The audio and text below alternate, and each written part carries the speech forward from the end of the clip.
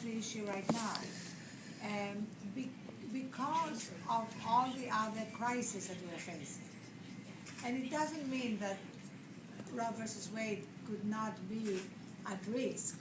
All the things that you are saying are perfectly legitimate. It's just that right now there are some very immediate crises, which are, hi.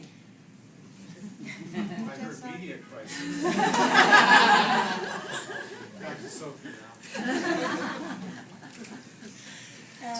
So great seeing all his friends. So I think we need to just, especially as we want more and more women to enter political life, we need to recognize that they need to address all the key issues that the country is facing. And Roe versus Wade is one issue, but it doesn't always have to be the primary issue because they're women. And beyond that, how do we energize young people again? First of all, what is fascinating is that a lot of young people want to be engaged in giving back, like Teach for America had to turn away thousands of very well-qualified graduates because they didn't have enough funding. But they don't necessarily see politics as the way to make a difference. Right. So the first thing we need to acknowledge is they're right. I mean, look at the evidence. So it's not like they're crazy. It's like we are asking them to take a leap of faith that is not justified by what is happening in many instances. I mean, and what makes it particularly hard is that these young people were so energized in the last election. They worked so hard. They walked door to door. They contributed money. And they now see a lot of things happening that are troubling. You know, the fact that we're in Afghanistan, even though it's an unwinnable war and we're spending hundreds of billions of dollars and wasting precious lives. I mean, it's just one thing. The fact that we continue to bail out irresponsible corporations.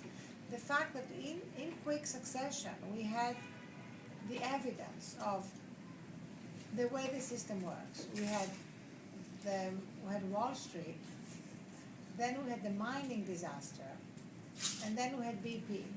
And if you connect the dots, they're really part and parcel of the same problem, which is that you have all these three industries were actually regulated to some extent. But the regulations were so full of loopholes. I mean, the mining industry is just a great example, that you had this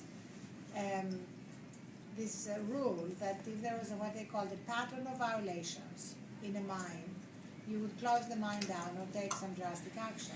The problem is that that mine had like hundreds of violations, but they were challenging them in court. And while you're challenging them in court, they don't count as part of the pattern of violation. Now, when that legislation passed, I don't know how many people knew that there was this loophole about a pattern of violations, but every single one of our regulations is filled with loopholes.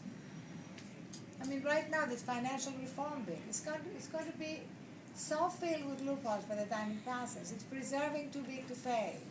It's preserving systemic risk. It's going to keep the taxpayer on the hook. It's going to keep the Wall Street casino going. So there is that sense of how are we going to get real change? And so I think what we need first of all, we need to tell young people the truth. We can't pretend that by voting Democrat they're going to change the system.